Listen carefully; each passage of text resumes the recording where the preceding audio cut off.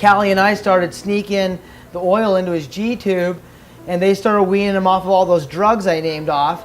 And over a course of 2 weeks, we literally pulled him off of all 8 of those medications. We had him sitting up in bed, eating again, laughing. He had a quality of life that wasn't possible on the drugs they were giving him.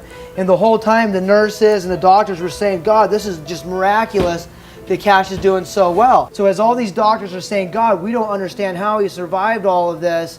This don't make any sense to us.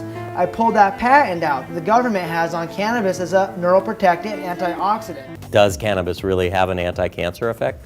I mean, we've seen the work of Tashkin, we've seen the data from the Kaiser cohort. There was an animal study that the National Toxicology Program did as well, where they fed mice and rats increasing dosages of THC via a tube in their stomach, and found at the end of 2 years that the animals that got the highest dosages actually had fewer tumors, both benign and malignant, and lived longer. Well, you know, in the early 1900s, John D. Rockefeller got together with his rich friends, and they started all these medical foundations, and they took over the medical schools. And all they taught the doctors that were being trained is allopathic medicine, medicine from chemicals and poisons.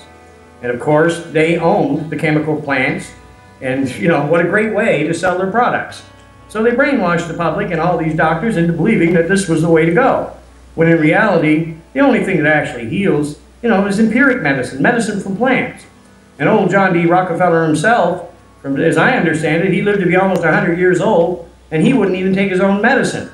What he took was empiric medicine, medicine from plants. But they didn't mind, you know, selling the chemicals to us, did they?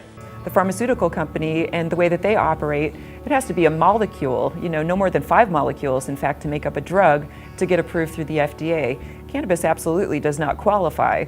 I think the pharmaceutical company figured out, well, this extremely popular plant medicine that everybody could grow in their backyard is not available for us to make profit at this time. We have this interesting balance occurring as maturation of individuals fulfill their kind of cannabis destiny, whether or not they produce enough to be open-minded or closed-minded. And if you look historically at the nature of mankind, we've been ruled by people quite clearly that are what I would call unhigh people.